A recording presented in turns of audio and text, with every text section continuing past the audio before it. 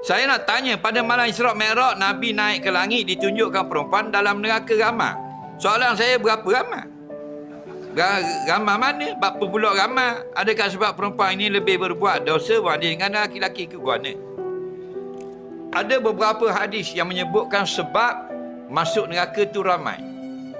Bukan ramai tu makna laki-laki tak ramai. Laki-laki pun ramai. Tapi perempuan nisbah, rasio dia lebih ramai.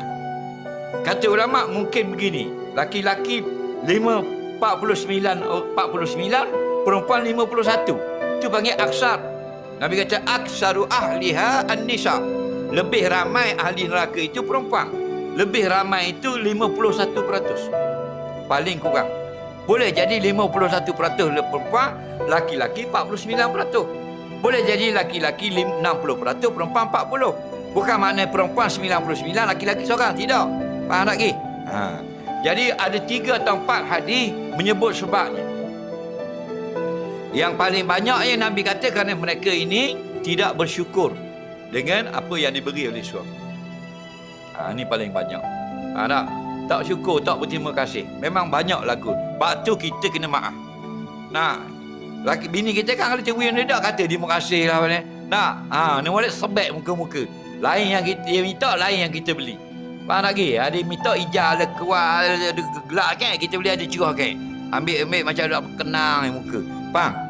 Dah kata terima kasih lah begitu gini. Lepas tu korang kena ingat kalau laki kita beri ikan pelaling nampak macam ikan tergigi. Baru kita bersyukur. Tahu tak? Ni laki kita beri ikan puyuh, macam ikan ibu khisi nampak. Faham? Tak. Ni dah molek lah begitulah, ikan ni ikan kecek lah, ikan selayang lah. Tak. Jadi akhirnya hidup tak bersyukur. Bila tidak bersyukur, banyak menghina, lawan canggah suami, itu menyebabkan masuk neraka. Okey? Dan hadis-hadis yang lain berkatakan banyaknya ialah sedikit taat kepada Allah dan Rasul.